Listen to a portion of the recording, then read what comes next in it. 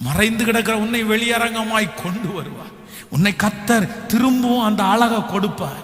இழந்து போன அந்த வஸ்திரத்திற்கு மேலான வஸ்திரத்தை கர்த்தர் தருவார். கனத்த ஆண்டவர் திரும்ப தருவார். ஹல்லேலூயா. நீ ராஜாக்களுக்கு முன்பாக மறுபடியும் நிற்கிற ஒரு நாள் வரும். உன்னுடைய கைகளிலே பொறுப்புகள் கொடுக்கப்படுகிற ஒரு நாள் வரும். ஹல்லேலூயா.